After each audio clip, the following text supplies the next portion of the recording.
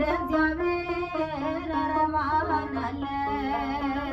በዘመናት የሸመገለ ክብርን ሁሉ የጠቀለለ እንደ ጌታ ኧረ ማን አለ? እንደ እግዚአብሔር ኧረ ማን አለ?